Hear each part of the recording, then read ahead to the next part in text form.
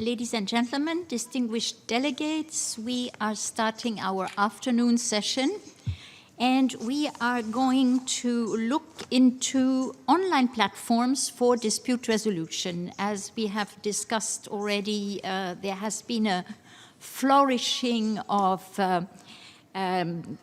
platforms that provide dispute resolution services, and in the late 2020s, the Department of Justice of the Government of Hong Kong, Special Administrative Region of the People's Republic of China, established a project office in collaboration or for collaboration with UNCITRAL with a view to keep track of new developments and challenges arising of the use of emerging technologies in international trade, and also to look into more specifically into recent developments with regard to online dispute resolution, and with a view then to make concrete proposals, identify topics and scope of possible future work in that area. So we participated as the secretariat in two meetings of this IGLIP, which is the, and I'm sure that our moderator will give us more background on what IGLIP stands for. And we will be looking into the developments of these online platforms, what services they provide, how these services relate to international arbitration. We will also look more closely into the need for rules and the concerns that are expressed about the operation of ODR platforms. And we will also look closer into how this links with the UNCITRAL technical notes on ODR to see whether these notes that are quite old now really reflect the reality on the ground, and whether some additional work would be warranted in this area. So without further ado, I'm going to give the floor to James Ding. James is from the Department of Justice of Hong Kong and has been working with the Secretariat on the IGLIP project, and he will introduce the IGLIP project on ADR, the findings of the previous sessions of the IGLIP, and he will then moderate the session so that we can listen to the latest developments on online dispute resolution. Thank you very much. James, you have the floor. Thank you very much, Anna. You can hear me? Yes. Yeah. Yes, very well. Good. Welcome to session 4, and it's my honor to moderate these sessions with a panel of distinguished speakers. But before I introduce the panel, I would like to tell you more, as Anna has just mentioned, about the work of the IGLIP on ODR, the Inclusive Global Legal Innovations Platform on ODR. We have 2 meetings last year and also this year, and you can probably see more in the background paper, the working paper 223, which has outlined the discussions at the last meeting. But I will just summarize the key outcome of the discussions at the last meeting of the IGLIP on ODR. And in fact, I'm pleased to see that many panelists on these panels are also members of the IGLIP on ODR. And just to recap the meeting, the second meeting of IGLIP on ODR, we discussed the need to explore the development of an international legal instrument that could facilitate access to justice through the use of ODR internationally, and set out minimum core standards that will apply to ODR proceedings, ODR providers, and ODR platforms. Although ODR is already being utilized, issues on sufficient means or capacity, as well as general understanding and applications both nationally and internationally of minimum core standards will need to be adjusted so as not to create a serious impediment to the use of ODL at both domestic and international levels. Access to appropriate and adequate technologies for ODL has become a vital element to ensure equal access to justice for all. That's the background for our discussion about the need of an international legal instrument on access to justice and the role of ODL. Members of the IGIP on ODL discuss the possible instruments. The purpose of the instruments could aim to facilitate access to justice internationally through the use of ODL, including provision of appropriate and adequate access to technology and other basic infrastructures or support for ODL. The possible instruments may cover or apply to a wide range of civil and commercial disputes, subject to any exclusions to be decided by the states concerned. For example, some states may exclude consumer or some kind of transactions, so that we maintain some flexibility under this possible instrument.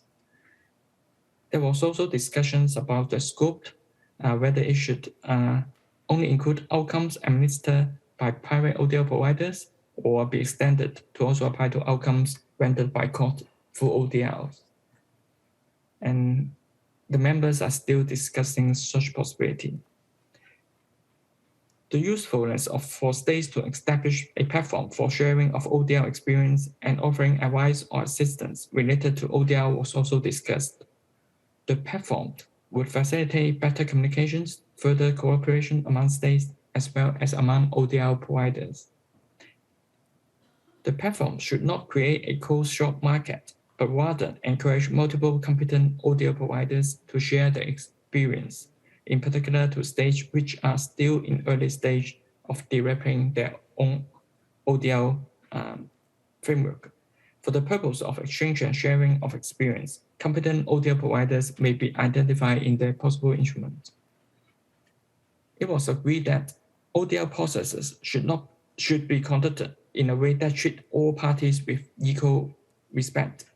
Assistance and support provided by states may be particularly important for locally situated parties who may not have effective access to ODL due to insufficient means of understanding of the operations of equipment and technology for conducting ODL. As such, the possible instruments may provide for states to work together to ensure that parties receive equal access to appropriate technology and basic infrastructures, as well as setting out the level of appropriate and adequate support and assistance. The IGIP members discussed intensively about a set of internationally applicable minimum core standards to provide a benchmark for ODL proceedings, ODL providers, and ODL platforms to ensure access to justice in ODL. These standards may also guide and foster the development of ODL systems in different jurisdictions. The evolving natures of the standards may be indicated in the instruments so that the standards may be further expanded or revised to respond to the new developments, new technologies, and the needs in conducting ODL. Possible minimum core standards include the provision of full spectrum of ODL services, accessibility and effectiveness, efficiencies, competence, impartiality, security, confidentiality, and enforceability. The IGIP members also saw the need to take into account issues of different legal systems, principles of party autonomy, technology neutrality, fairness, and integrity. It was also considered important to further consider which minimum core standards are specific to ODL as opposed to alternative dispute resolutions in general. The form of the possible instruments may take the form of conventions, model law, principles, practice guide, and which may be open for adoptions by any state. The IGIP members are still discussing these different possibilities. It's hoped that we could continue our discussions and collaboration with UNCITRAL on our further discussions about these possible instruments on access to justice and the role of ODL. That summarizes our discussions at the last meeting. of the IGIFT on ODR, and further details can be found in the working paper. I'm sure that some of our panelists will also mention or refer to some of the discussions at the last meeting during our panel discussions. So without further ado, I would like to introduce our panel. We have a panel of many prominent speakers from around the world. Given that we have very limited time for these sessions, I will urge the panelists to limit their time to around 7 minutes so that we can have about an hour open discussions with the participants and also members of the working group. Our first speakers will be Teresa. She will introduce tell us more about the platform and also the use of ODR for some of these platforms. So may I now pass the floor to Teresa? I think Teresa also has a PPT. Yes, thank you very much, James. Madam Secretary General, members of the Secretariat, and distinguished representatives. The digital economy has significantly evolved in the last decade. And that entails a profound transformation of the digital economy. And indeed, the digital economy can be said that is today a platform economy, where platform as a business model has become the most prominent, the protagonist of this new digital economy. The popularity of platform-based models in international trade, sharing economy, finance, crowdfunding, social media, I would say that is irrefutable. But if we go to the next slide, what I would like to explain is why this prominent position of business platform as organizational model in the digital economy. What is the reason? And the reason is a singular, successful, and really effective organizational model based on contract. This contract-based governance has successfully managed to mitigate risk, to handle transnationality, to reduce uncertainties, and to generate trust in the digital economy. This particular legal anatomy of platforms, and you have in mind many popular platforms in a variety of sectors, is based on the following characteristic. First, we have an operator, a platform operator, and that gives us already an idea that we're talking about essentially centralized platforms, centralized schemes. And we will discuss later to which extent toward decentralization and distributed models we could preserve some of the benefits and gains of the platform-based models. We have an operator and we have a community of users. But the most significant characteristic of platforms is that all these users are connected throughout a network of contract. First, what we call the membership agreement. When the user joins the platform, enter into an agreement, the membership agreement with the operator. These terms and conditions regulate the bilateral relationship between the operator of the platform and the user.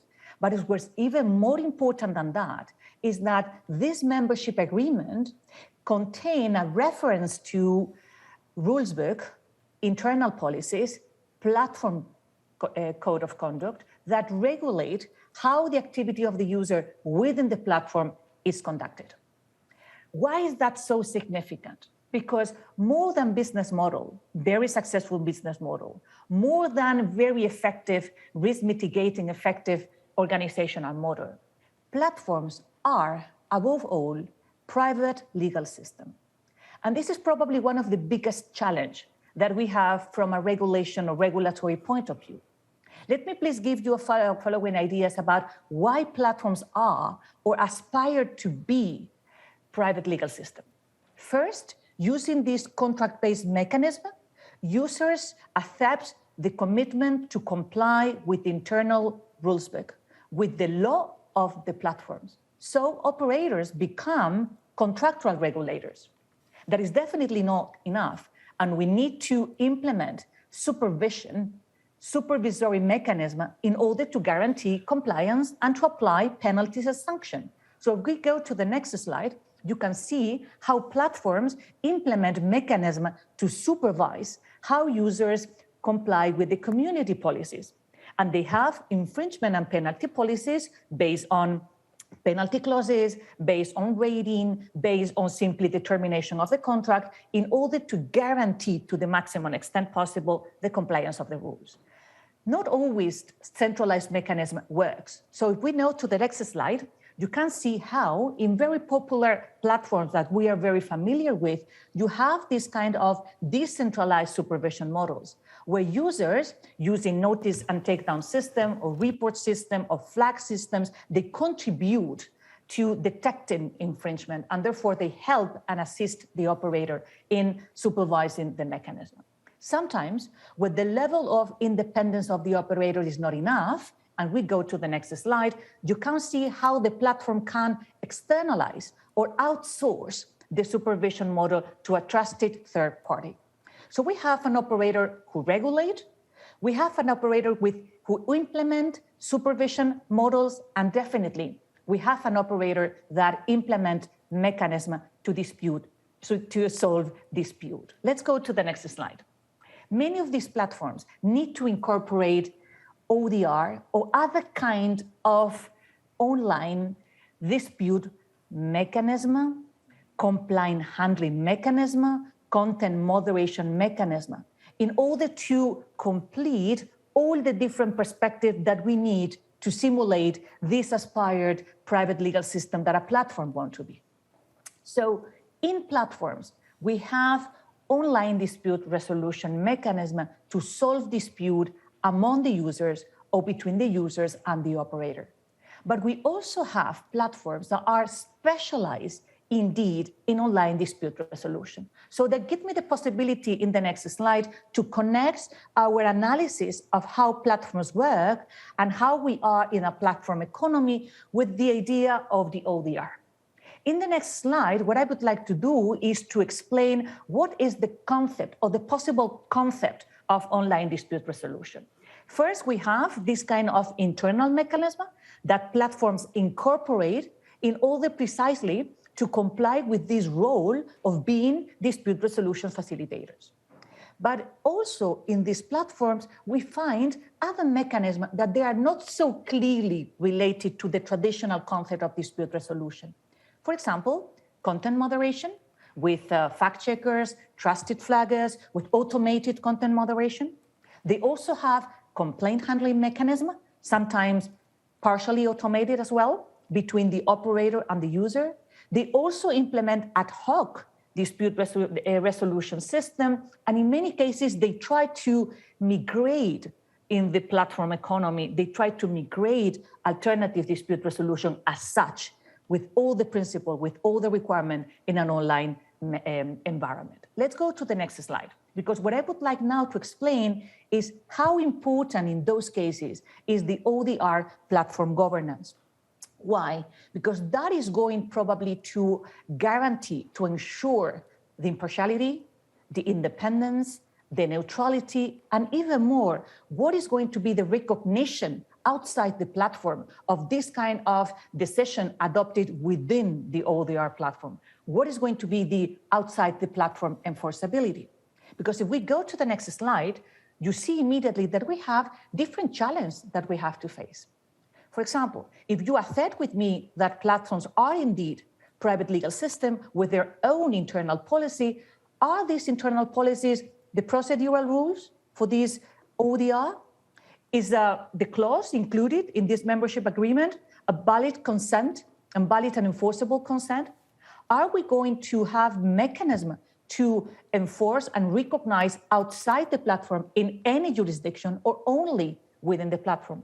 What is going to be the applicable law? Are these internal rules as well the applicable law? And finally, are we going to implement redress and appeal and resource mechanism in order to guarantee the compliance with the access to justice principle? Because if we go to the next slide, what I would like simply to provide as an outline is what are the possible principles that this ODR platform should implement? The accessibility, the equality of arms, the confidentiality, the explainability. Why explainability? Because we are going to implement in many, many cases automated decision-making, either learning system with artificial intelligence system or purely algorithmic decision. And let's go to the next slide in order to conclude in literally less than a minute. We have here two principles that are particularly important. If we tend to incorporate in this online dispute resolution mechanism automated decision-making, how can we guarantee the right to a reasoned decision?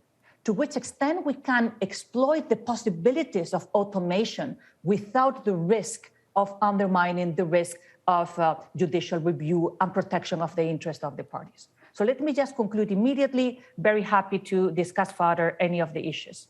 Thank you very much, and that would be the final summaries. Thank you. Thank you, Teresa. Thank you very much for your very excellent presentations. Now we know how the online platforms are used for trade and for online dispute resolutions. Teresa also highlighted some of the challenges and opportunities for these online platforms. Maybe it's time for us to hear from the practical perspective from some speakers, some panelists on this panel who will share their views and practical experience on the use of these ODR and online platforms. Our first speakers on sharing the practical experience is Colin Wu. You have the floor. Thank you, James. Hello, everyone. Thank you for the opportunity to present today. I am very excited that Unstraw is contemplating further action on online dispute resolution, and I'm happy to share a little bit about the work that we're doing at ODR.com. So I have some slides.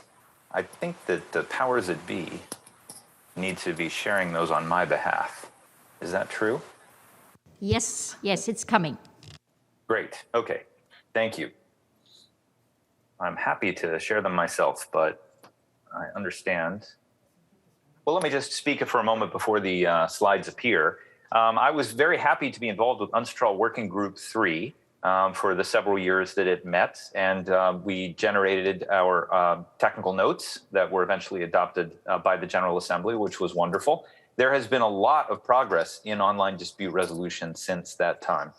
And I started a company. I was involved at eBay as the first director of online dispute resolution.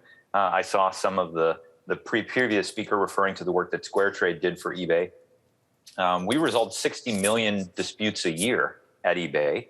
And actually, since 2005, when that program began, I think we've resolved more than 1 billion disputes. And I think eBay had the need of resolving these high volume, low value cross-border cases. And I think that was part of the motivation for Unstraw Working Group 3 was thinking about these cross-border, high volume, low value cases. Well, now we've seen with ODR, as I think many of the other speakers have noted, has migrated into other case volumes in addition to these cross-border e-commerce cases. So we're seeing in the United States a rapid growth in the use of ODR in the courts. Where you're seeing the use of ODR, obviously, as a result, wonderful. Thank you very much.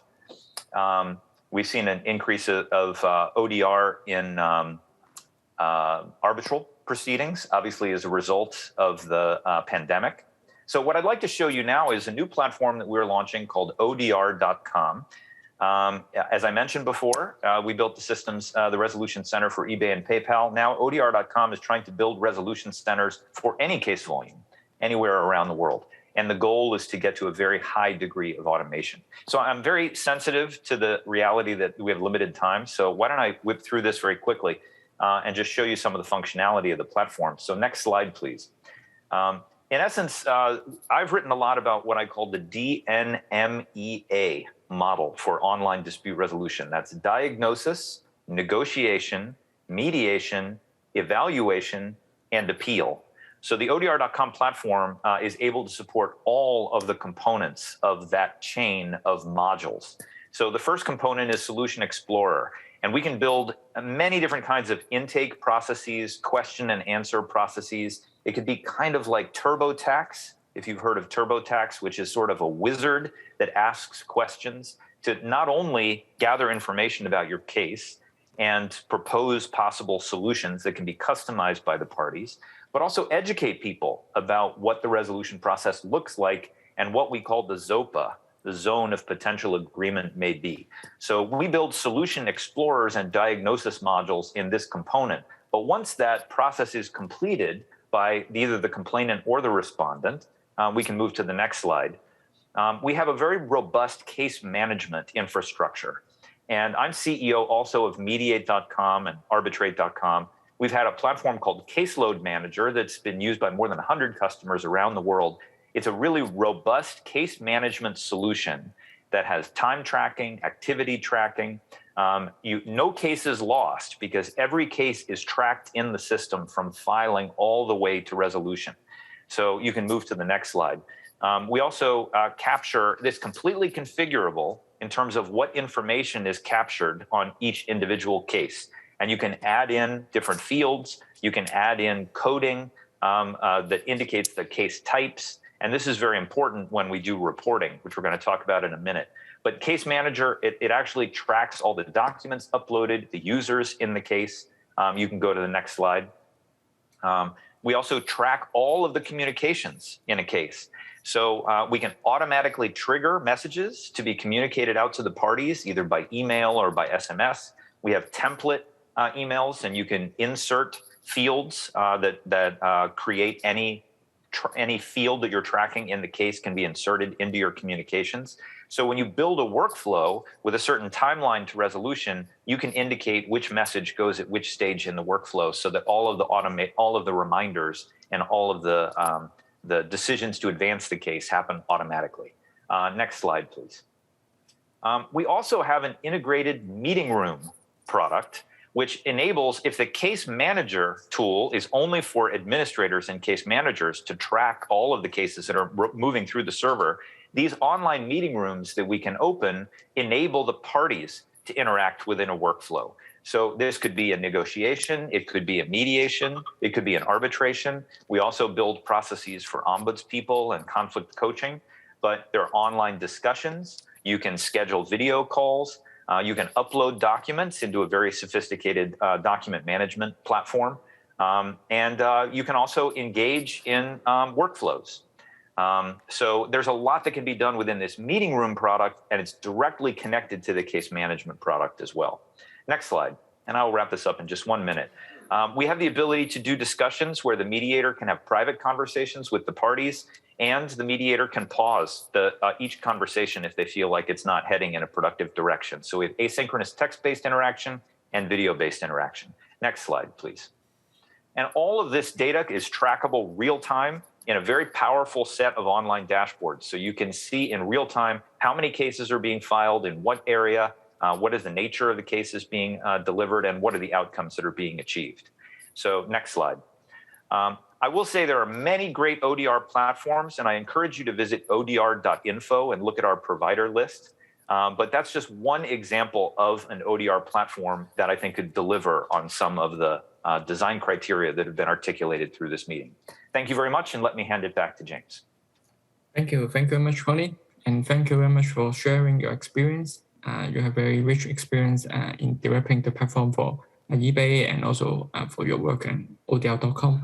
Now let's hear from a different perspective. Now we have seen what has been done in the US. Maybe we can hear from speakers from other regions as well. Our next speaker is Nicholas.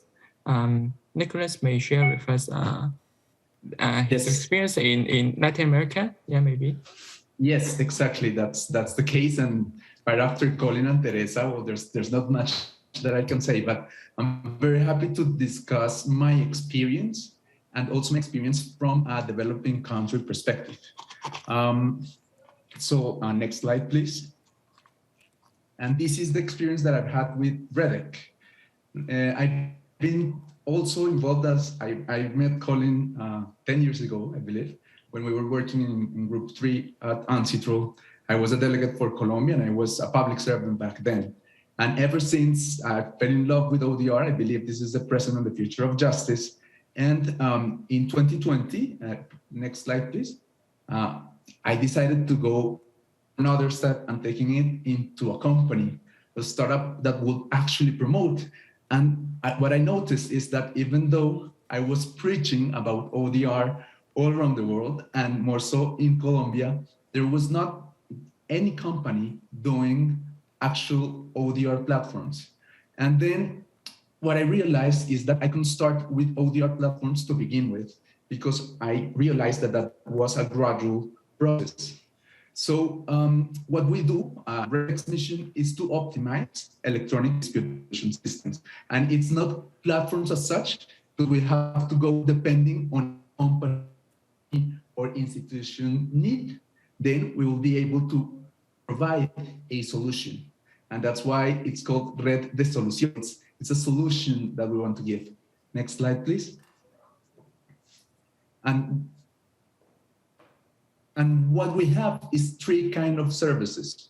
So this is not the regular ODR provider, is that we want to get what suits best the needs of a particular client. So of course, it may well be the acquisition of ODR technologies. That is of course a possibility. So a person needs an ODR platform off the shelf, for instance, an arbitration or conciliation center, we will provide it. But then we may also provide consultancy for the development. If a company wants to have its own ODR platform, well, we can give consultancy because we realize that they won't get an off-the-shelf platform. And of course, the third service that we provide is the customization of the platform. So depending on the client's needs, we will have technology made, customized, tailor-made for their needs, expecting perhaps a better approach and a better welcoming of this solution. Next slide. And then we have made a few projects with both the public sector and the private sector. And during the pandemic in 2020, while all the courts were closed and there was almost no judiciary activity in Colombia, we implemented an ODR platform for the Office of the Attorney General. And this was a pilot in which for the organization of the filing, we were using an ODR platform, but for the hearings, we were using Microsoft Teams. And it was successful. We realized that it was possible and it was helping, and it was a very good solution for a public entity. Next slide. And more recently, in 2021, this is an ongoing project. We've worked with the Superintendency of Industry and Commerce and with the Chamber of Commerce of Bogota. But look, they were not able to adopt a platform yet. So it's been an implementation of online consumer arbitration. And we're starting step by step. So they're gonna try consumer arbitration with the hope of evolving into online consumer arbitration with an ODR platform. Let's continue. Of course, now this is what we're doing. So what we realize is that we need to work in each step depending on what we're trying to do. But we know that there are many challenges, and I think I'm going to share them. They might be able to give us light into what good regulation, good principles, and good standards could be. First, the next slide, please. So we have to be aware and absolutely conscious of legal limits. For instance, in Colombia, the consumer financial disputes, they cannot be subject to arbitration. So that's what Teresa already mentioned. So legal limits are obvious, and we will have to look into each of the systems, into each country. And if we want to work in a financial platform in Colombia, we will have to take that into account. Next. Budget constraints, and this is one of the things that I find most obvious in Colombia. The fact that I've been working for 10 years in ODR, everyone is very enthusiastic about it. But then when it comes to adopting it, they say, okay, this might be a lot of money. Even if it's not too much, they see it as a sacrifice for other things that they have to do. So budget has to be important, and the accessibility has to be also reflected on the price of the platforms. Let's continue. The digital divide, that's also one of our challenges. So that's something that we have to take into account, the difference between the rural and the urban areas. Yes, yeah, I'm gonna close in a few minutes, one minute. The implementation, so we have to be aware of the systems that each company has or public entity, if that's the case. So we have to look into that. Next. And of course, the fact that it takes years, we have to be patient. So even though the pandemic has contributed, we have legislation in Colombia enabling the utilization of digital mechanisms. There's still a long way to go and we'll have to be patient. Next. And then potential solutions. So very quickly, I'll go over them. One of them, it's what we call, next, please, is the advocate or someone who will assist people for the digital divide or for the people who are less able for, or older people. We will need people to have to help them, to have to assist consumers in filing claims. Next. And the more, the high utilization of fourth party or algorithms or artificial intelligence for the solution. Next slide, please. So it means optimizing solutions out of AI. If we're gonna gather data with an ODR platform, we should be able to use it for future solutions. Next slide. And in other words, that means that the fourth party, that the platform will encroach the third party, even for complex cases. I will see, that's why artificial intelligence is one of the issues. And ancestral centers, yes, for sure. We have to think about them, but they have to be sufficiently flexible for the development in the future as it will come. Thank you very much. Thank you, Lucas, for sharing your insights, and some of the matters discussed by Nicholas are also discussed at the IGIP project. So we are trying to find solutions to some of the challenges that he has identified. Our next speaker is Laura from Santiago Chamber of Commerce. Maybe she can share with us your experience from the business perspective and also your practical experience. Laura. Thank you very much, James. Nice to see you again. First of all, many thanks again for the invitation to UNCITRAL Colloquium. For our institution, CAM Santiago, it's a great pleasure to have this instance to share our experience on online dispute resolution. Please, the second slide, it will be perfect if you go forward. Okay, thank you. I would like to start really quickly, briefly, giving you some context about who we are and what we do.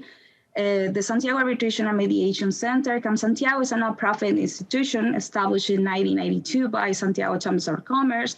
Our institution has become on this 30 years of life a referent leading dispute resolution administration in arbitration, mediation, and dispute boards. During these years, one of the most important focus of CAM Santiago has been the access to justice, a prompt, efficiently, and easy way to access to justice.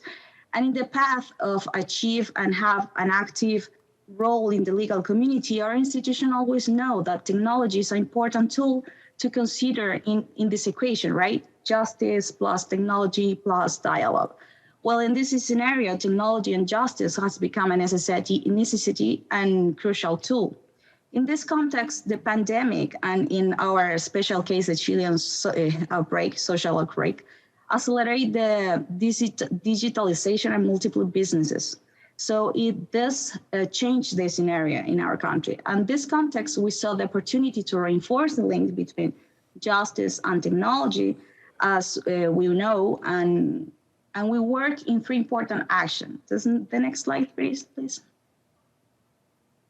Thank you so much. During 2019, the center implemented a Southern online mediations pro bono program to help businesses, especially micro, small, and medium enterprises, to resolve conflict, mainly caused by the breach contract during 2019 social outbreak and after with the COVID pandemic. This initiative is founded by the Santiago Chambers of Commerce, aimed to support businesses and the whole community with free online mediation. And this program will have placed total online more than 200 parties with 63% agreement rate.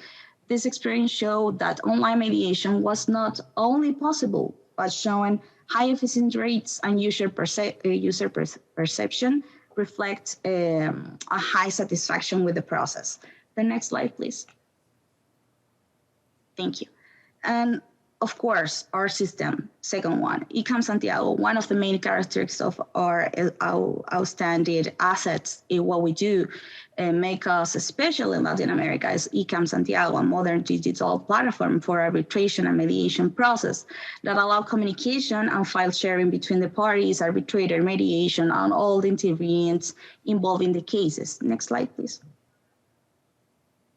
Thank you.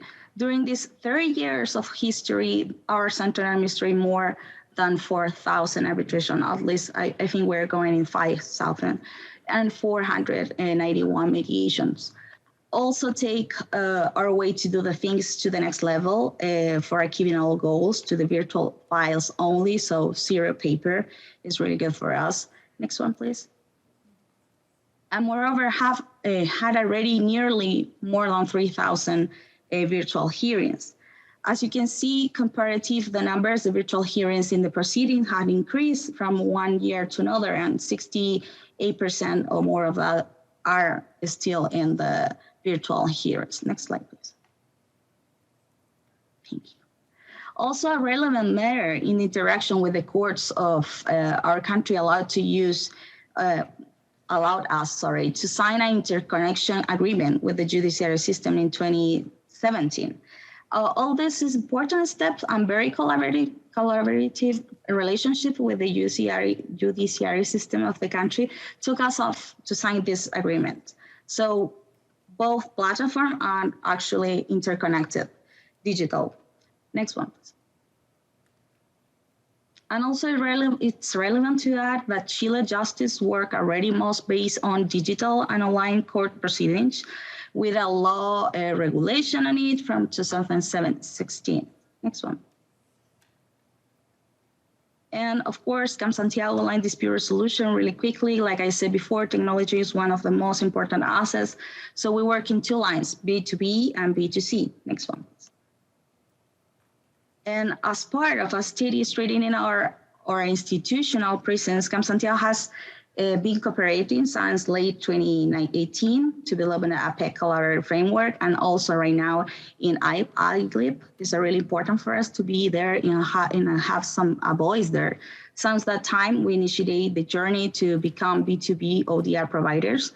Currently, ICAM Santiago B2B ODR platform is in a pilot stage, ready to further advances by APEC and of course the opt-in of the Chilean government.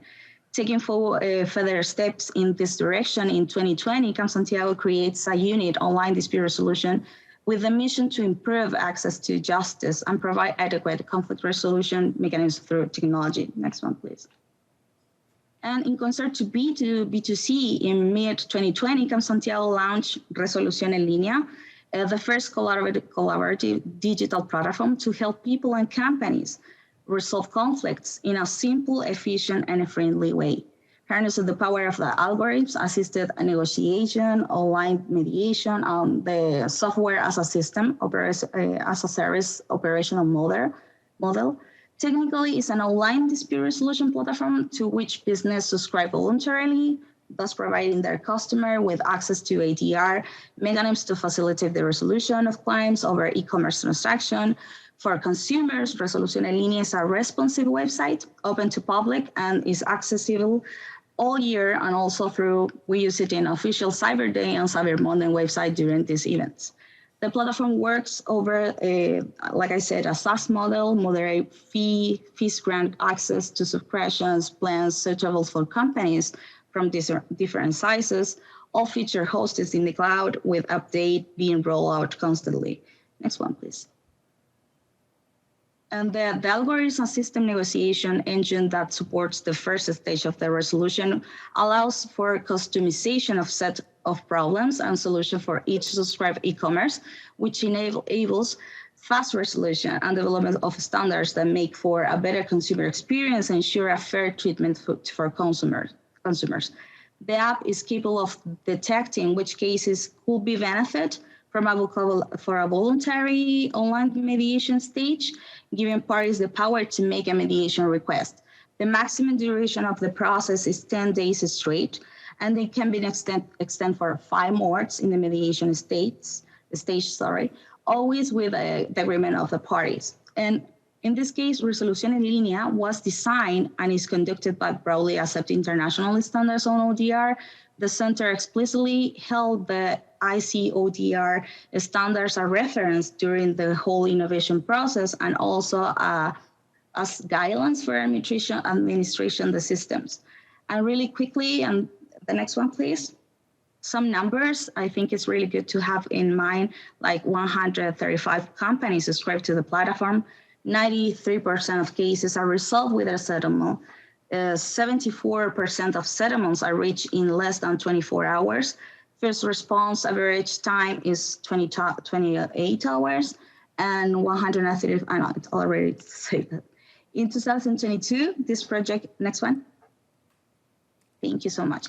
In 2022, this project turns into a spin-off company of the chambers to further develop online dispute resolution and digital justice. And the next one and the final one.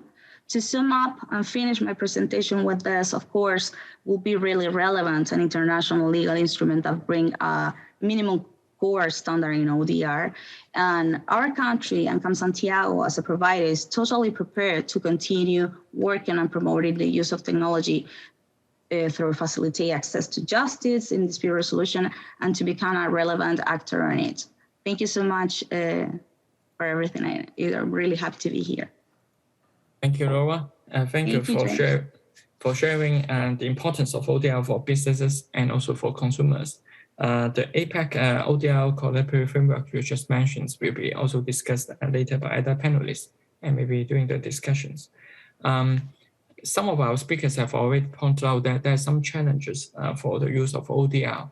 Our next speaker, Amy, will share with us more about the challenges faced by the provision of ODR, by the ODR service providers, and also what work has been done, in particular in the US in this regard. Amy, you have the floor. Thank you. Thank you so much. And thank you to the Secretariat. Thank you to esteemed representatives. I'm very honored to be here.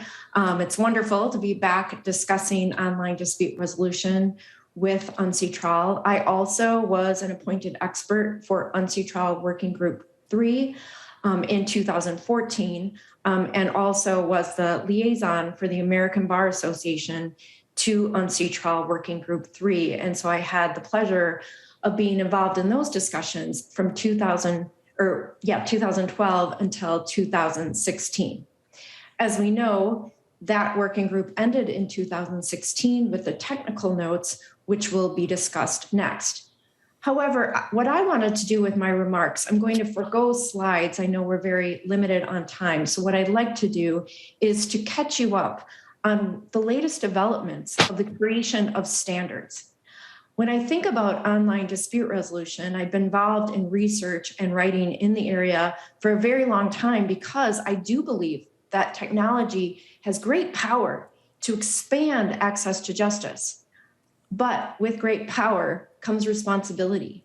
And it means that we have to create ethical guardrails. We have to think about ethical standards, best practices to ensure that in fact we're using technology to expand access to justice, not contract access to justice. To that end, beginning in 2009, the National Center for Technology and Dispute Resolution put forth standards at that time. Of course, we then had Working Group 3, and in 2016, the National Center for Technology and Dispute Resolution and the work of Professor Leah Wing established ODR principles. And upon those principles, ICODR, the International Council on Online Dispute Resolution, which has been previously discussed in these meetings, they put forth draft standards based on those principles. Fast forward, the American Bar Association in 2019 established a task force, an ODR task force. I am one of the co-chairs of that online dispute resolution task force, and we were tasked with working in concert with ICODR and NCTDR as a group and collaborative effort. Now, it is not just an American effort. This, in fact, is international. Many of the members and fellows, I'm a fellow, but there are fellows from around the world who are part of the National Center for Technology Dispute Resolution. And of course, members of ICODER are in these meetings, and many people who have been concerned about ethical best practices and standards. Working again in concert with the American Bar Association, we have been working on this task force to establish ODR standards because we're worried about technology and making sure that we create the best types of programs. In alternative dispute resolution, we often talk about fitting the forum to the fuss. But in ODR, we have to fit the technology to the fuss, meaning we fit the technology, we design the programs in a way that will concern access to justice and expand access to justice. So within this task force, we have 3 working groups that have been working diligently since 2019. The first is focusing on general standards for online dispute resolution, building on the ICODER standards mentioned previously. Working group 2 is focused on court online dispute resolution programs. This has particular significance because now you have public-private partnerships. One point that has not maybe truly been discussed in the meetings is this idea that you are having private companies working with public entities. Questions about data, who owns that data? How will that data be used? Become tremendously important. Tensions arise between privacy and transparency. On the one hand, we value and promote confidentiality and privacy in online dispute resolution. But on the other, we invite a certain level of transparency so that we can ensure that biases do not take over the system, so that we can ensure that fairness transcends. The third working group within this ODR task force has been focused on private providers.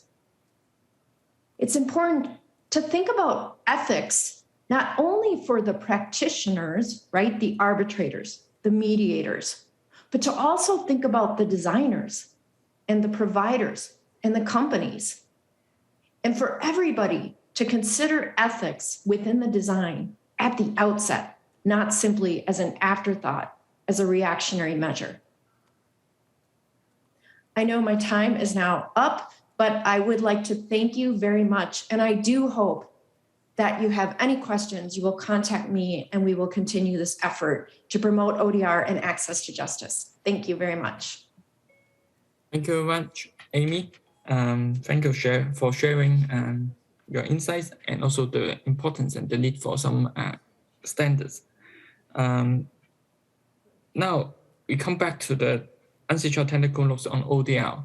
It seems that we do not find any such standards or very limited guidance for such standard in the technical notes. So maybe it's time to take a more critique of the UNCITRAL technical notes on ODR developed some years ago and what's missing in these technical notes. So for this part, we have Mike Dennis. He will share with us his insights in this regard. Mike, you have the floor. Thanks very much, James, and thanks to the Secretariat. Hello, everyone. It's a privilege to be able to address you today on the UNCITRAL technical notes on online dispute resolution. As James and Anna mentioned, the notes were adopted some time ago in 2016. I must say, it seems like it was yesterday. UNCITRAL recognized, next slide, please. UNCITRAL recognized online dispute resolution as a vital way to resolve disputes. UNCITRAL therefore wrote the technical notes on ODR to establish basic procedural recommendations for ODR.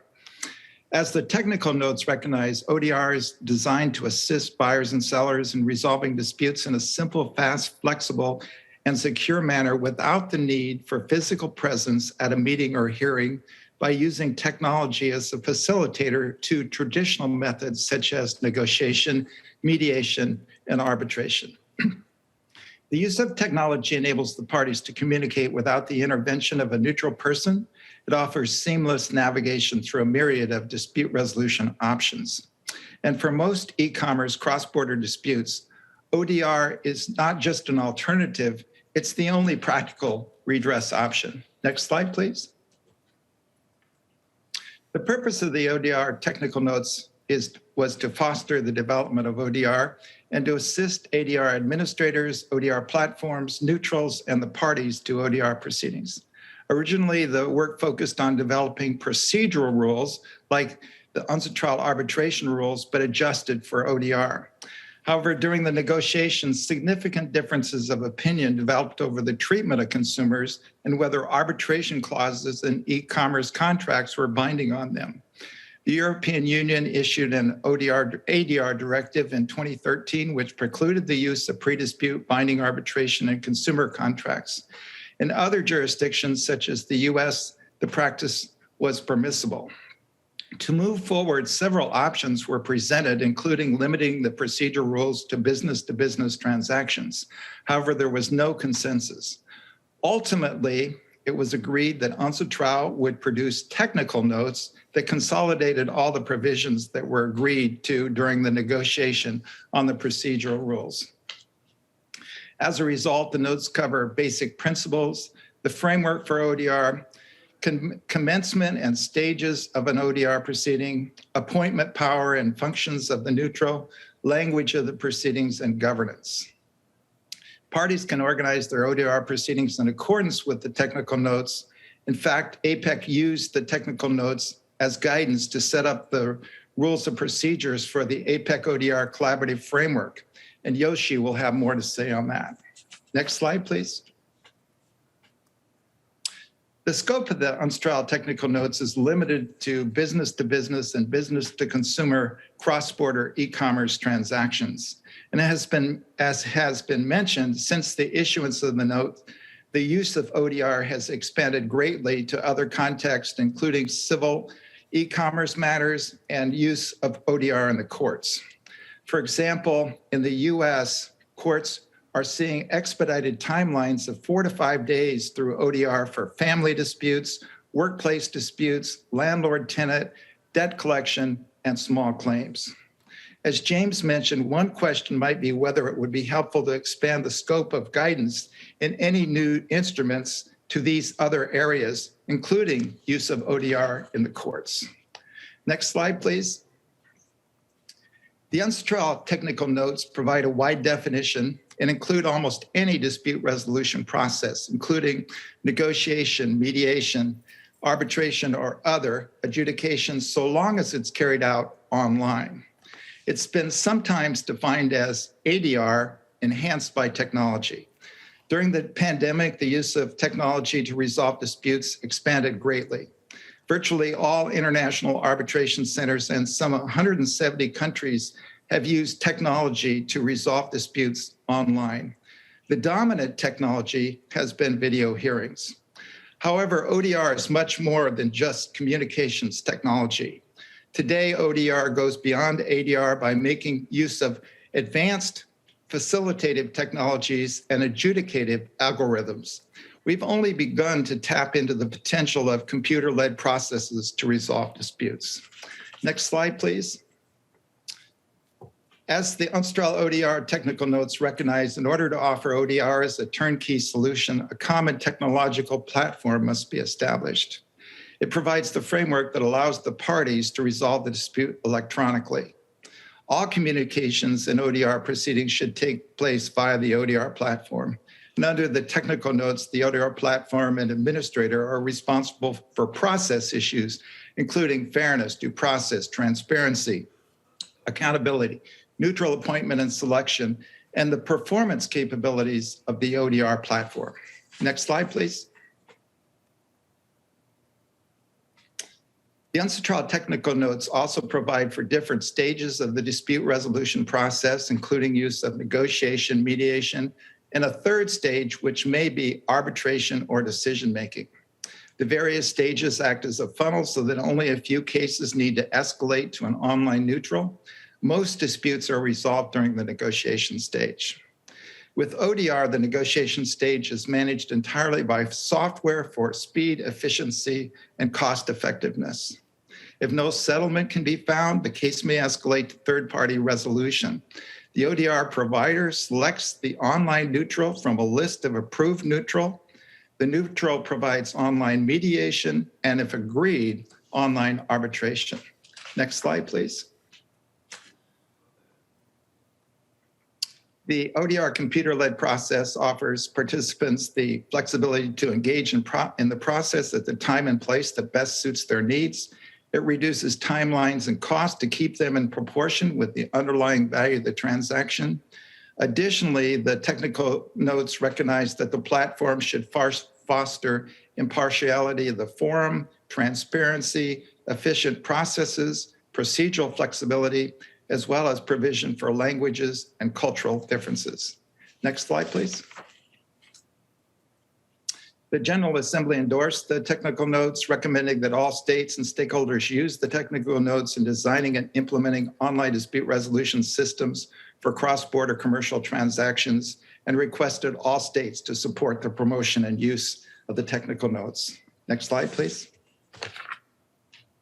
That concludes my brief overview of the technical notes on ODR. Thank you for listening. Thank you, Mike. Thank you for sharing your insights. You have just mentioned that APEC had picked up the work on the technical notes and put it into practice. So we'll hear more from Yoshi about the work under APEC on ODR. Yoshi, you have the floor. Thank you very much. Can you hear me? Yes. Okay. So I have already prepared my slides. Thank you very much. So I'm Yoshi Hayakawa, and I used to serve as a delegate from Japan for the UNCITRAL ODR working group, and now working for the APEC project and ISO new project. And I also serving as the executive director and the secretary general of Japan International Dispute Resolution Center, which is now providing the advanced new technologies for the international arbitration hearing under the COVID-19 age. So the next slide, please. So I'd like to, make a presentation in this order. So next slide, please. So the e-commerce has drastically increased worldwide. Next, please. And while the use of e-commerce has increased, the number of related disputes, including cross-border ones. Next, please. And in the online shopping, average of the order value of consumers is approximately more or less $50 US. So this is much more smaller than what we expected 10 years ago at the time of ODR working group of UNCITRAL. Next, please. So at the time of dispute, litigation or traditional ADR cannot substantially resolve the disputes, especially cross-border ones. So ADR systems using online, we call it ODR, for the easy and speedy dispute resolution have been gradually and widely used for e-commerce related disputes until now. And for the harmonization of ODR schemes and for the smooth introduction of ODR systems in the emerging market countries, international organizations have issued or started to examine international legal instruments for ODR. Next, please.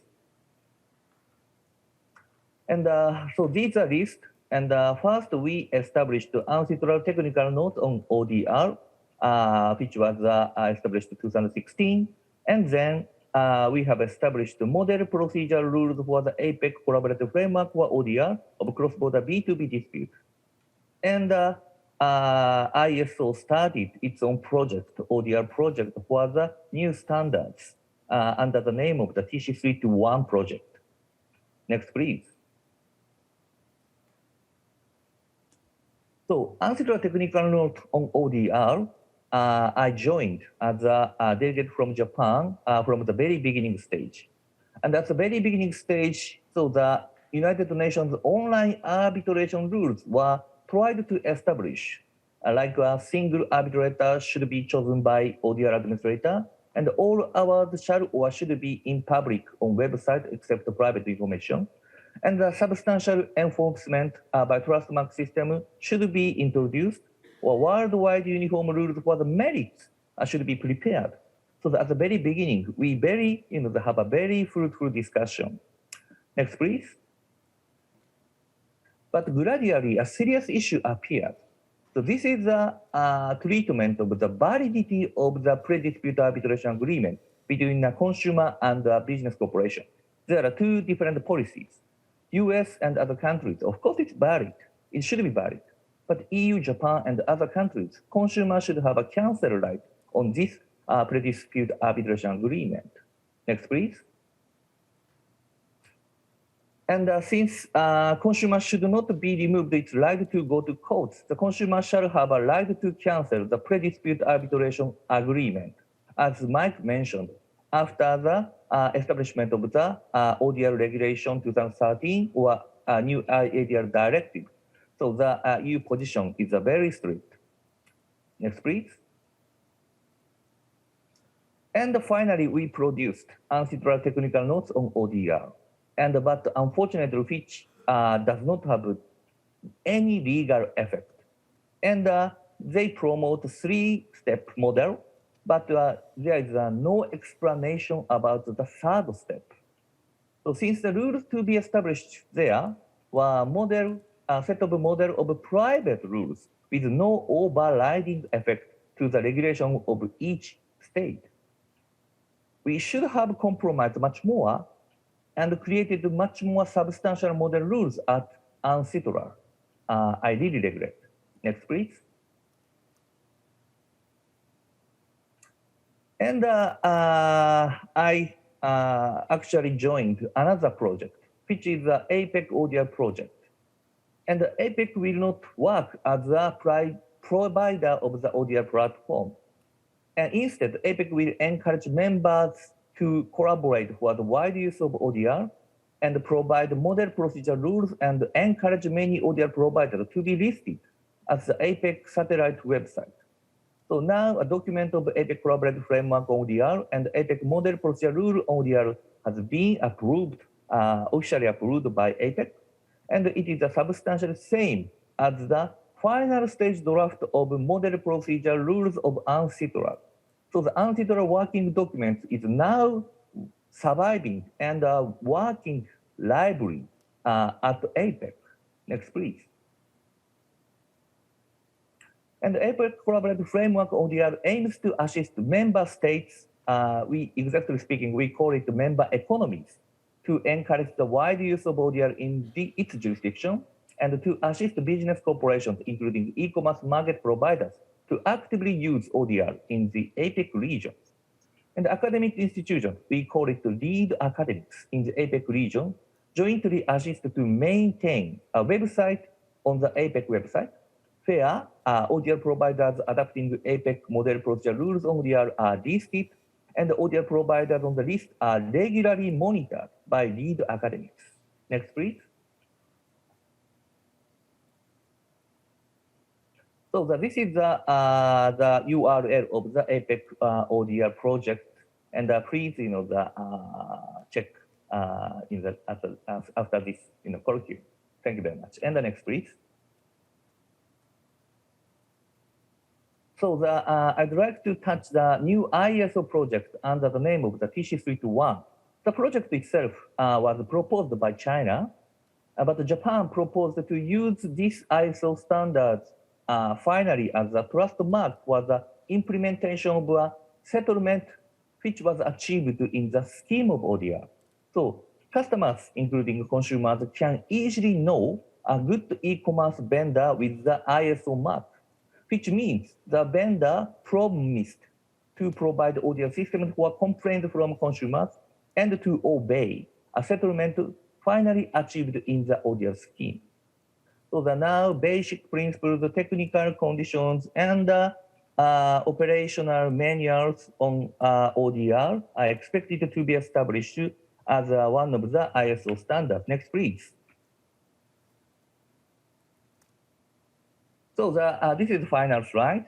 So the rules to be established at the previous ODR working group of UNCITRAL were a set of model private rules with no overriding effect to the regulations of each state. Nevertheless, we could not compromise and because we considered too much each state existing regulations. But the demand of ODR much more increasing now.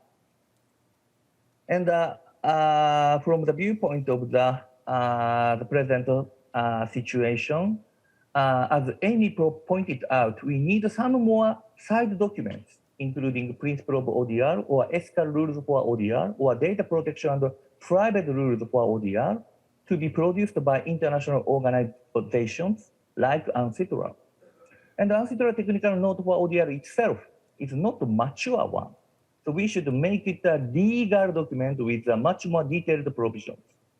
And the technical note is focusing upon e-commerce transactions between e-commerce vendor and customers. But more than 10 years has passed from the technical note. Now, as Mike mentioned, we have various types of ODR. And additionally, under the COVID-19 pandemics, scenes of hearing of ordinary international arbitration have drastically changed with advanced information technologies. In other words, the term of online dispute resolution, ODR, has much more broader meaning compared with the term of ODR which was used 10 years before. But we have no rule reacting to the new phenomena under the COVID-19. So the final message is why not another working group or new type of dispute resolution using information technology, including ODR, at UNCITRAL. Thank you very much. This is the end of my presentation. Thank you, Yoshi. Thank you for your insights and your useful suggestions that it may be time to review the technical notes on ODR developed by UNCITRAL some years ago. Now we have heard from a panel of distinguished experts on different aspects of ODR, and we also hear from some experts about the practical experience. Now APAC is undertaking the work on ODR, and probably we will have more statistics and information on the use of ODR from APAC very soon. I'd now like to open the floor for questions, comments, or any suggestions from the members of the working group or from the participants.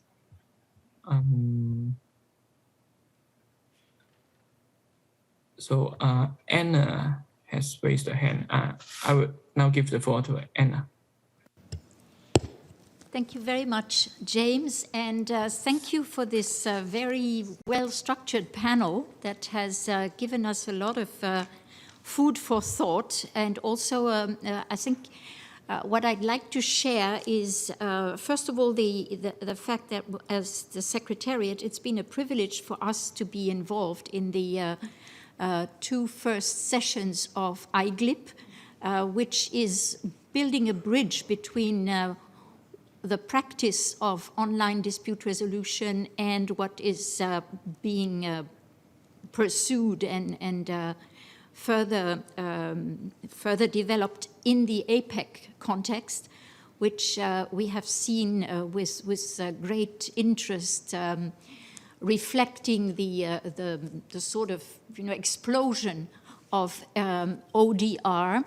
And what I take from these various presentations is really some reflections that I would like to share with the working group.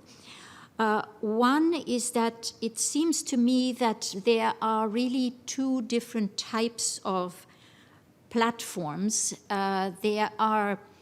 There is the ODR that is being undertaken by e-commerce platforms in order to solve the grievances of the consumers on the platform.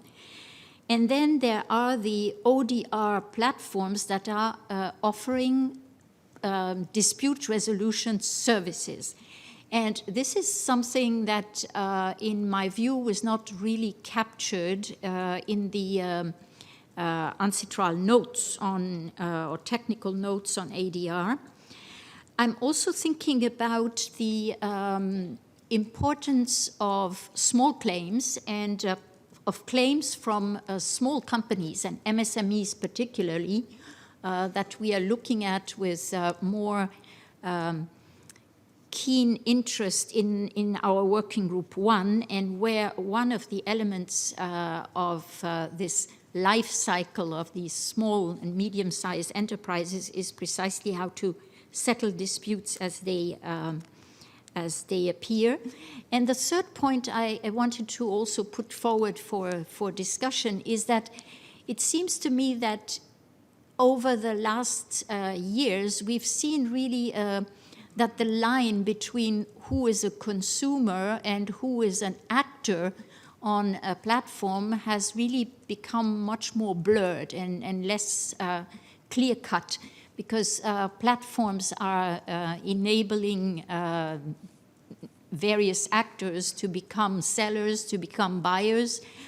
Even if they're not professional sellers or buyers, they still pursue transactions on these platforms. So I'm just wondering if the entire landscape of ODR has not evolved more drastically than we would have thought, and if the fact that we could monitor that and take part in this discussion of IGLIP has really shown that there is still work that is required or that could be done in the online dispute resolution. So that's what I wanted to put out for the working group to consider. These are our reflections as the Secretariat, and would be very happy to hear what are your views on that. Thank you. Thank you very much, Anna. Thank you for sharing a very useful insights. Indeed, I think there's still work to be done, and as illustrated by the discussion at the IGIP on ODR, there's different aspects of ODR that need to be addressed or looked at. And APAC is also doing some work on ODR with MSME in particular in mind. And APAC members are still reviewing this APAC framework to see if there's any scope for further work. Now I have Saudi Arabia. Saudi Arabia, you have the floor.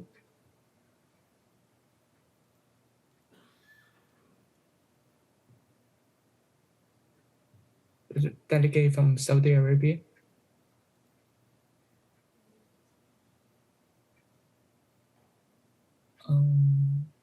It seems that we have lost the connections. Maybe I will now give the floor to China, the delegate from China.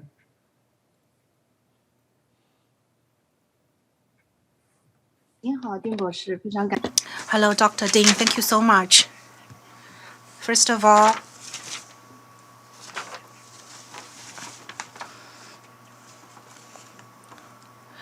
to the Secretariat and Hong Kong Justice Department,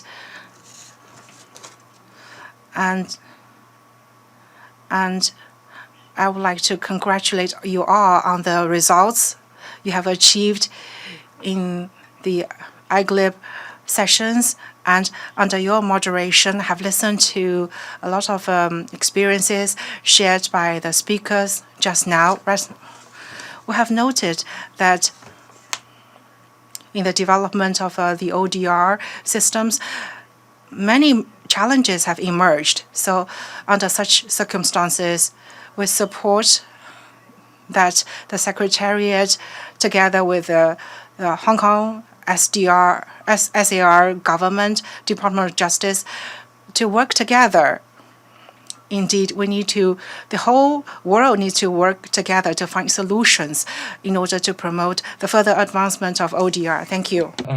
For your interventions, and thank you for the support of the continued collaborations between UNCITRAL and the IGIP experts. The next is Israel. Delegate from Israel. Thank you very much, Chair, and thank you for the Hong Kong SAR for their proposal, and also we're very happy to see old friends from Working Group 3, as personally as a former delegate of Israel to Working Group 3, and Israel was very much involved in that project. just to share that this was a 6-year project from 2010 to 2016. And also to clarify that the notes were adopted in 2016. So we agree it might be considered old when we talk about technology, but it was 6 years ago and not 10 years ago. Doesn't mean that we don't have to do anything about it, but we have to bear this in mind. I think we very much appreciate all the presentation and the work that is being done, and we fully support continued cooperation between UNCITRAL and IGLIP on continued monitoring of the development. In respect to some of the proposals, our concern is that if we have a new working group, the issues that came up during those 6 years will come up again because they probably haven't changed. And we should think about whether there is really we can go over the obstacles that were presented then to do something normative. Bearing that in mind, even if UNCITRAL doesn't do anything normative on this, and I think for us, we wouldn't want to see further work on the ODR technical notes. If there is guidance and that guidance or monitoring will focus on the business aspect of it, then we would see value. Of course, we also encounter the question of when a consumer is a consumer and when it's a business. But again, this is not something we think UNCITRAL should go down that road.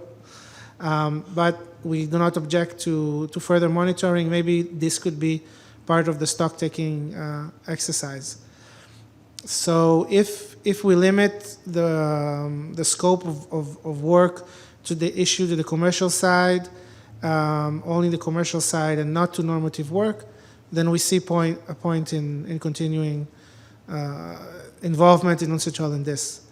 But again, we are not convinced that there is really a point about getting it back to UNCITRAL, at least not now. Maybe when we celebrate in 2026, the decade for the notes, we can reconsider it. And then we will be interested to hear if other organizations, other from APAC, have looked at the notes, whether private parties are referring and using the notes. At least our impression is that the commercial market really developed this issue, and there's been a lot of progress there. So the question is, what is the added value if we have any normative work in UNCITRAL on this? Thank you. Thank you, Israel. The next speaker is from Switzerland. Delegate from Switzerland. Thank you from our side also. Thank you for a very instructive and interesting presentation. The issue which may concern this working group, which we have been possibly identified, is the question of the link to enforcement. I see two aspects. Either the enforcement mechanism is built into the system, and we've heard mechanisms that automatically implement or enforce monetary or other awards. If that is not the case, then there would have to be a link to the international enforcement, in particular the New York Convention. And it would be interesting to examine whether ODR awards or decisions developed or produced in ODR systems can or cannot be enforced through the New York Convention or meet the requirements which the New York Convention provides. In the other side, the inbuilt enforcement, the question is are there protective mechanisms which are, in the context of the New York Convention, preventing the enforcement of awards that do not meet certain standards, like Article 5 in the New York Convention. I am not familiar with these mechanisms, but I think in the context of our working group, that these, how would I say, interface situations may deserve some examination. Thank you. Thank you, Mr. The next speaker is from France. Delegate from France. Oui, bonjour. Yes, good afternoon. Thank you very much for these very enlightening and interesting presentations. We do have a doubt, though, which apparently we share with the delegation of Israel, on the timeliness of so soon taking up our work again, which after 6 years resulted in a very interesting but slightly disappointing, perhaps, given the amount of time and resources invested in it.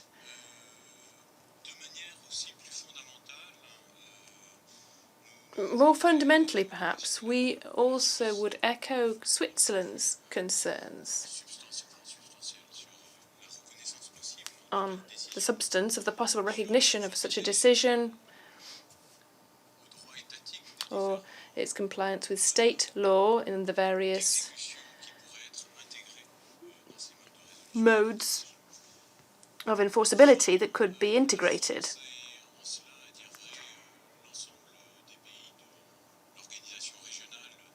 All of the countries in the regional organizations we belong to, the European Union, are in agreement with us in that we doubt as to the possibility of having an equitable mode of resolution for consumers through arbitration or an equivalent technical solution. We might ask ourselves whether such technical solutions are really arbitration and whether we are reaching the limits of what justice really is. Perhaps justice is not merely making a decision during a litigation. Perhaps there's something different. Case law might be a kind of tool that the legislator could use. ODR perhaps could have that function. I don't know. In France, in any case, case law has played that role. And it's unfortunate this is no longer the case because this kind of dispute would no longer be raised in that situation. Thank you. Merci beaucoup. Thank you for the intervention from France. And enforcement is certainly important issues that need to be looked at. The next speaker is from CCPIT. CCPIT, Mr. Shea.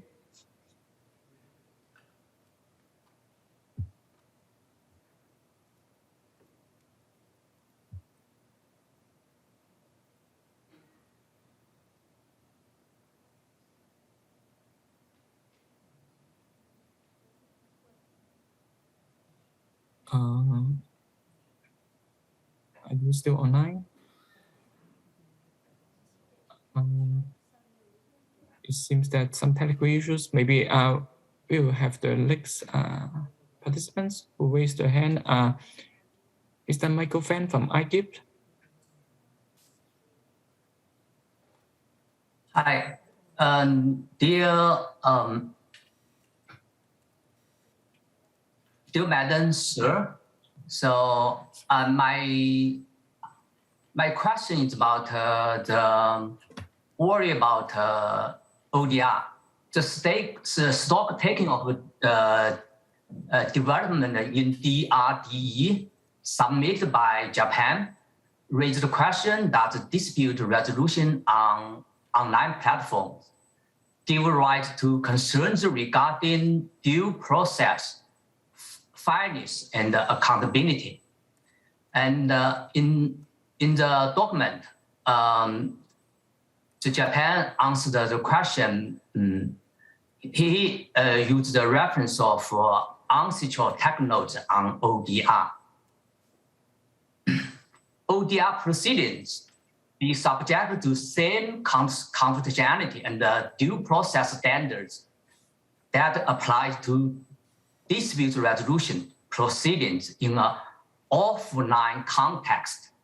Please remember, you always use online and compared to offline.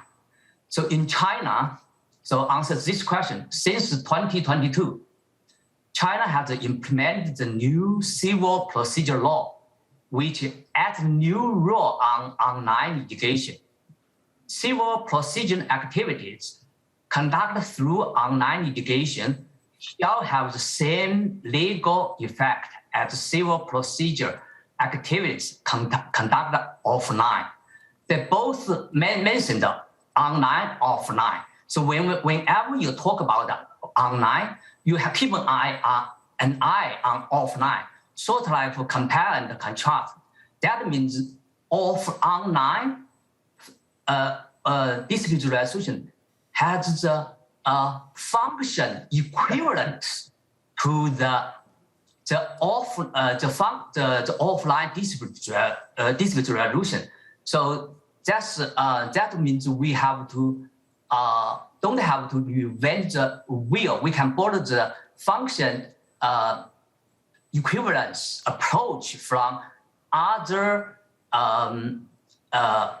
UNCITRAL model law and the convention, such as model law on e-commerce, model law on electronic signature, UN convention on the use of e-communication of international sale of goods, all applied function equivalence. So, and just function equivalence is so important. Just like we talk about artificial intelligence, sort of like we think about, what's real intelligence? Natural intelligence, right? So that's so. Is any function equivalent to AI? If function equivalent to a real human intelligence?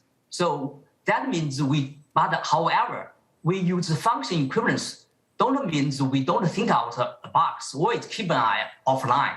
So and the ODR. So we are thinking about the famous English saying, don't pave the cow path.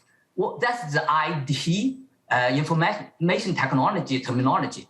Means you don't, right now they use car, don't use cow. When you build a road in Boston, and you don't have follow the old cow path, you have to think out of the box.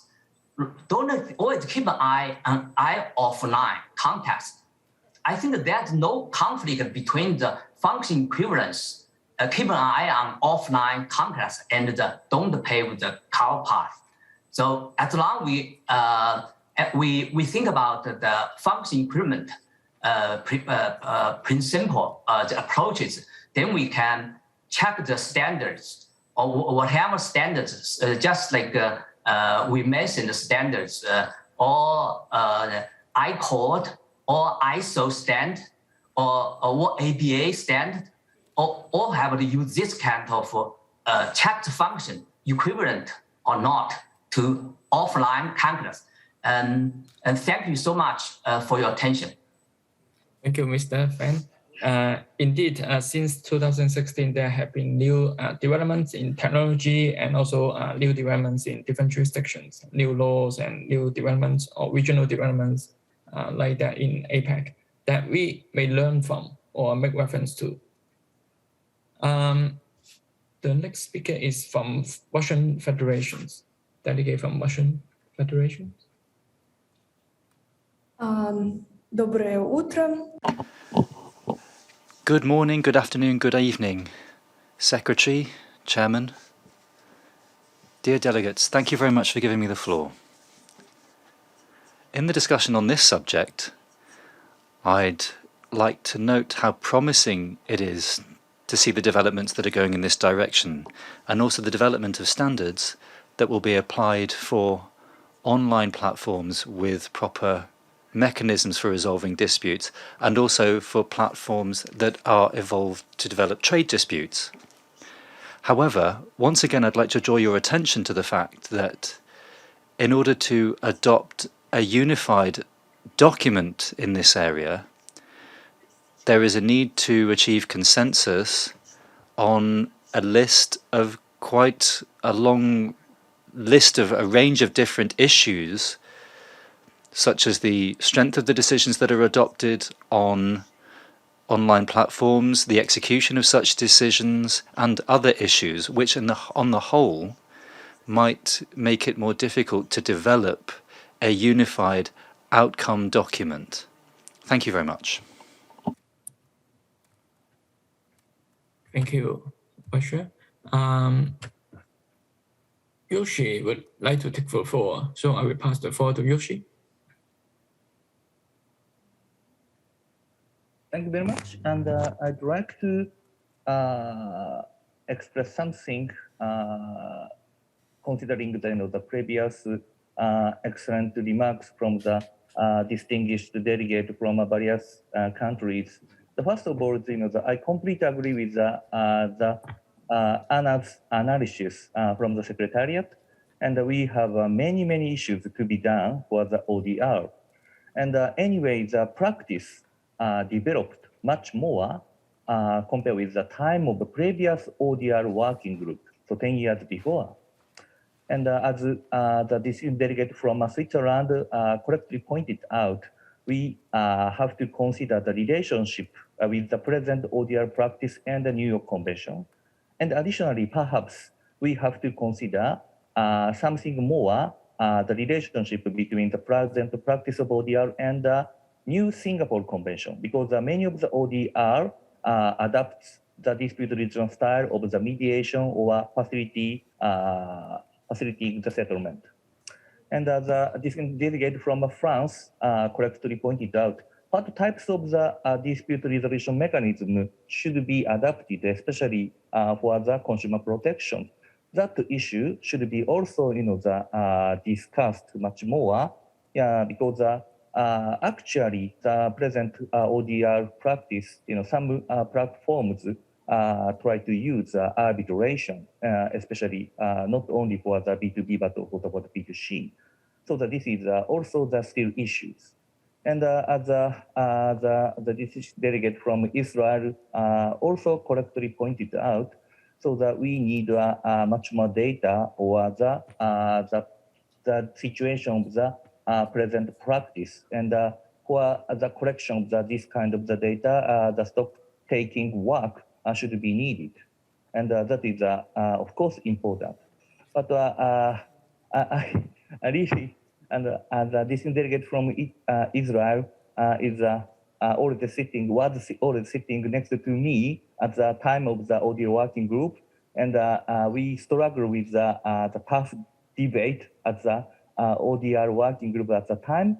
But now I have a much more very optimistic view about the much more productive discussion in the UNCITRAL here for the ODR or for the normative work of the ODR, because we have had a 10 years practice, and so that we could reflect this practice to the new normative work.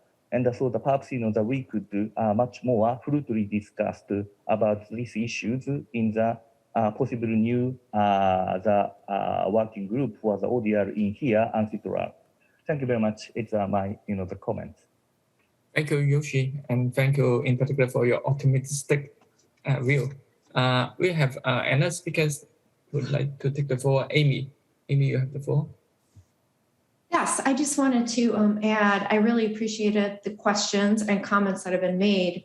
And I wanted to add a few points. First of all, I agree very much on enforcement.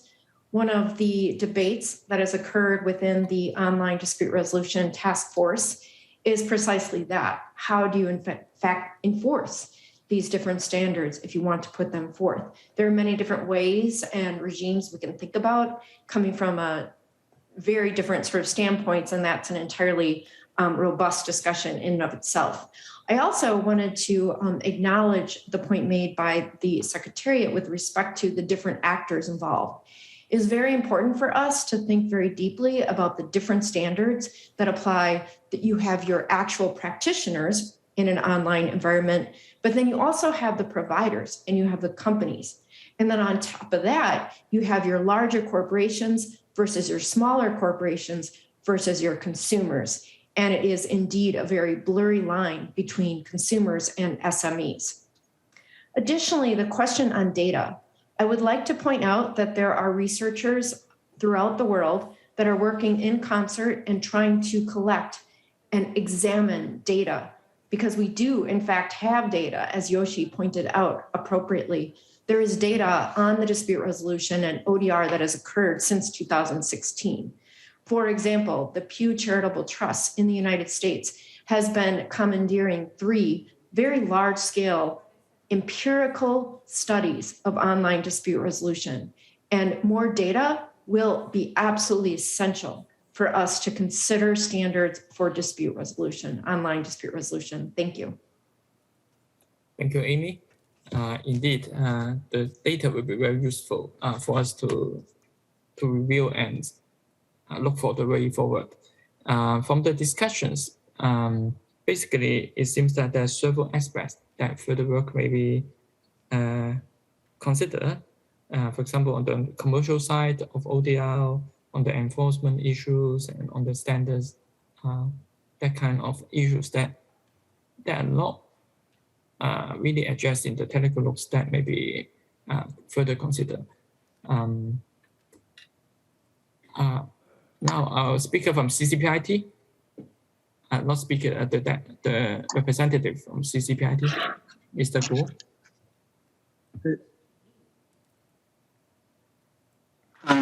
大家好，我想说一下，就是说我们是在这个。The interpreter is saying the sound quality is so bad that the interpreter cannot interpret. The sound is too bad.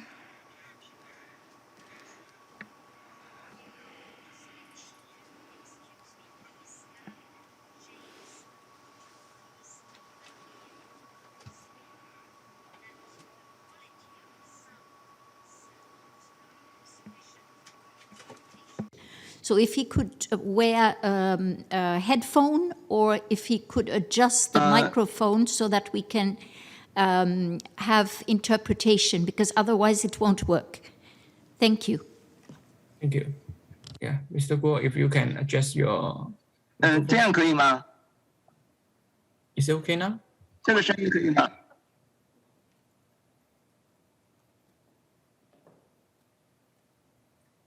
现在呢？ 还是不行吗？还是不行，还是不行。你可以用这个耳机吗？有吗？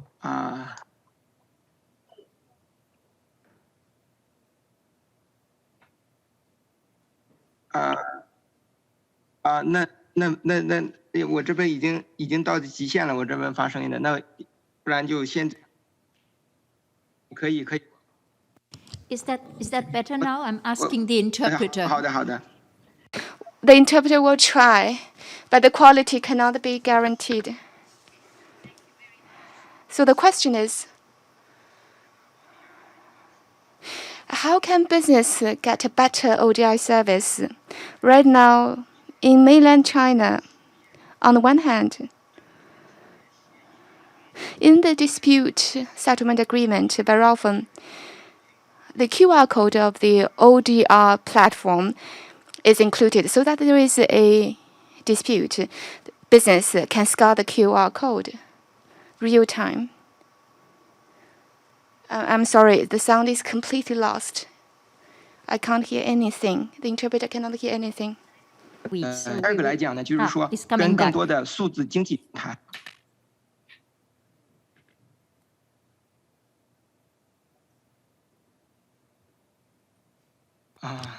现在能听到吗？现在可以。Let me try once again.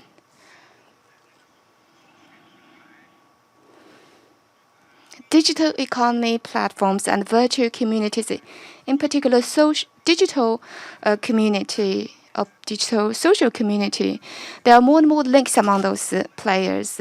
The other question about the technical capacity right now in China, in rural areas, as well as some parks for small and medium-sized enterprises, Chinese government are planning more and more the so-called shared virtual platforms. They are providing more facilities, for example, electronic devices as well as people to help them, to give them guidance, so that if people don't have those kind of smart devices or the capacity to understand, to use the technologies and services. Last point, I believe we should focus on the algorithm, the application of AI. Right now in China, for financial disputes, automatic algorithm platform are used. However, the agreement right now is not that effective. In particular, those mediation agreements have the so-called smart contracts. Those smart contracts, in the process of enforcement, may lead to new disputes. That's all. Thank you. Thank you very much. Sharing the experience in China, I have our speakers, Teresa. Teresa, you have the floor. Thank you, James. I would like just to follow up on this very important distinction that has been raised by the Secretariat at the beginning of this debate between ODR that are implemented in the platforms and platforms that provide ODR services. And why is that so important? Because compared to the previous ODR model that has been traditionally included in the prior discussion, when we have platforms, what we have is not only new actors of the landscape, we have self-regulated environment within this kind of ODR are completed, developed, and even enforced the decision adopted by the ODR mechanism. So for me, this self-regulation feature is a very, very distinctive element compared to the previous analysis of the ODR. And that is also related to two other elements that has been also raised by previous representative and distinguished delegation.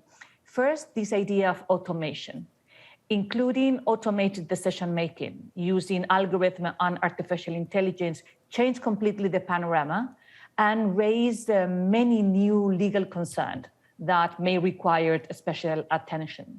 And the third idea is about enforcement. That is also critical, because if we combine self-regulated environment with automation and we go towards enforcement within the platform as well create a lot of new gains and a lot of new possibilities, but also some risk, that they are very different to the traditional way of legal recognition and enforcement in other jurisdictions, because these new jurisdictions are not state jurisdiction, but platforms-based jurisdiction, if I may use that metaphor. So thank you, James, just to follow up on this very important issue that has been raised. Thank you, Teresa. That's indeed very important.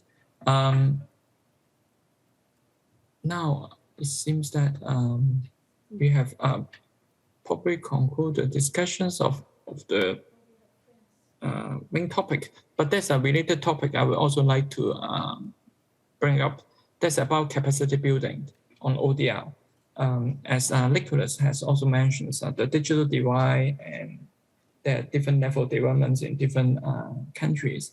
So I think capacity building is also an important areas that further work may be needed. So I just want to hear the views from our speakers, maybe, and also from the delegates and participants on their views about capacity building on ODR. James, just before we give the floor to others, there seems to be the Kuwaiti delegate who is requesting the floor, but because he or she is not following the naming conventions, we're not able to give him or her the floor. So if you can please, delegate from Kuwait, if you can identify yourself, whether you are the Kuwaiti delegate, we will then give you the floor. But I think there was a request from Net Law, Mike Dennis, before I took the floor. Yes, Mike first, yeah, maybe. Yes, thanks very much, James. I wanted to also concur with what the Madam Secretary had to say at the outset about the importance of ODR from a standpoint of MSMEs. And I think, James, as you know, our studies in APEC have demonstrated that MSMEs in cross-border disputes, one of the main reasons they don't engage in cross-border trade, one survey found, 58% cited lack of dispute resolution as a major reason why they didn't engage in cross-border trade. And in emerging economies, that number rose to 74%. And I think we have seen, we saw EU studies a little bit earlier around, showing that as many as 35% of cross-border disputes involving MSMEs remain unresolved. So I think the Madam Secretary's point about the importance of ODR for small claims for MSMEs is well taken. Also, she raised the point about ODR dispute prevention services or dispute resolution services. And I think that's also something that we've seen in APEC. That's one of the key issues that the Economic Committee is looking at. And it's also one in our presentations from ODR providers that we're partnering with in APEC. They're emphasizing not just ODR, but they're also emphasizing the dispute prevention and the dispute resolution services. And I think that's also a key emphasis as far as the number of economies in APEC is concerned. As far as education of MSMEs, I think we've seen in APEC that studies show that APEC MSMEs work without clear contracts. And so educating them as far as the importance of having contracts and also dispute resolution clauses and using ODRs is of key importance. And that's another emphasis that we've had in APEC as far as the collaborative framework is concerned, and implementation of the collaborative framework is the focus on educating MSMEs in member economies. Thank you. Thank you, Mike. Nicholas? Thank you, James. Yes, so thank you for raising the point of capacity building. Coming from Colombia, I believe that that's key for the development of ODR. From the experience that we have after working in the 6 years of the working group on ODR, we still have no proper ODR platform functioning in Colombia. And that's because it may just, at the end of this work is really interesting, but if it's just legislative or regulatory, it won't have the impact it should have in economies like Colombia. I really celebrate what happened in Chile. I believe that APEC contributed to the success that Laura was discussing on Camp Santiago, and that's the same thing that we will need in Latin America, but I guess in other emerging economies as well. So we will really welcome, if possible, the possibility of supporting emerging economies in adopting more ODR platforms in particular sectors, just to make them real, not just in the paper. Thank you. Thank you, Nicholas. Yoshi. Thank you, James. And I'm sorry for my second intervention, but I'd like to refer to something in relation to the capacity building. I'm serving as a convener for the APEC ODR project, and for this reason, I frequently receive the kind of the question or kind of the offer from the governmental officers or commercial people or people who would like to provide ODR service in the emerging market countries out of APEC. But APEC project is encouraging the use of ODR or encouraging the providing ODR service for the vendors, and so that these are only for the APEC economies only. So that we could not assist to anything to the members or the peoples out of APEC. That is the essential self-limitation of the APEC project. And at the same time, so that we try to start the kind of the project in ISO, but ISO is, as you know, not the organization which could provide a legal document or legal rules, But on the other hand, such emerging market people asked me to provide legal assistance easily to introduce the ODR system because it's a future of ODR they believe and they need it. And they can smoothly introduce and with a very efficient cost. And for this purpose, I think United Nations is a very the suitable, appropriate organization which could provide something to the such emerging market countries and MSMEs. Thank you very much. Thank you, Yoshi. I think that capacity building is very important, and not only APEC members have keen interest in capacity building, but also outside APEC, they are also keen interest, particularly for emerging economies, as Yoshi just mentioned.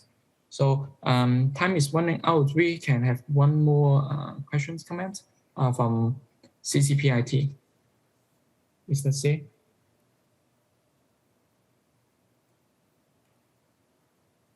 Mr. C, you have the floor. CCPIT.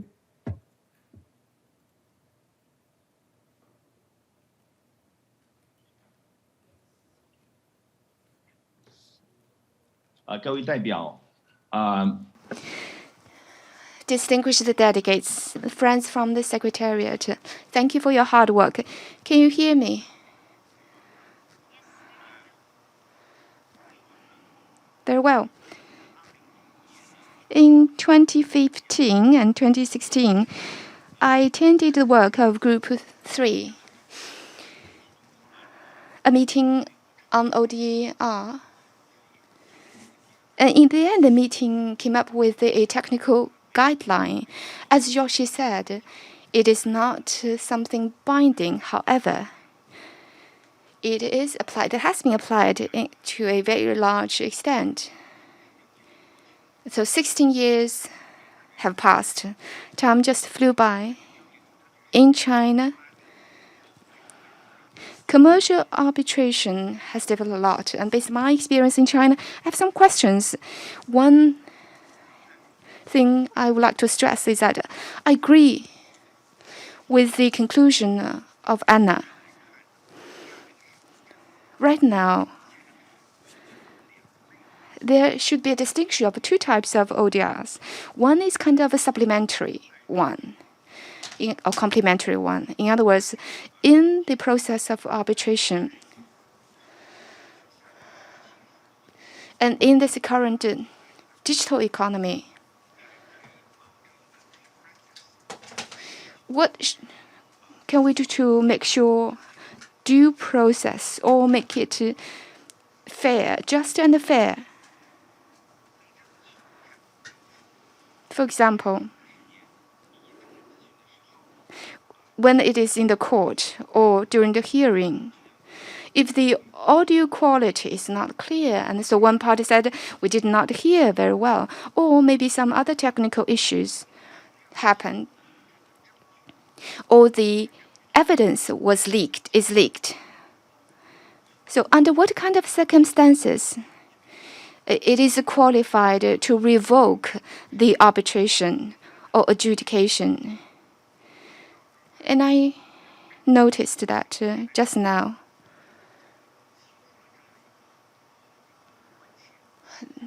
This concern was raised just now, and I do believe this is a very important concern. So is it possible that at this meeting or sometime after the meeting that we as the working group can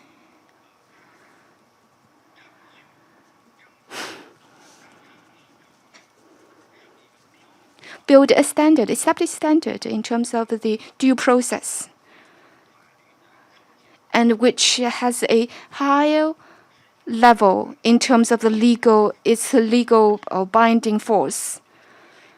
Before we have something that is not that binding. So that's the first thing I want to say. Second point I want to say is that the second type of ODR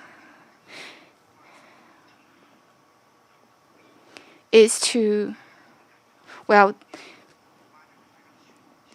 what I can tell right now is that ODR has developed very fast.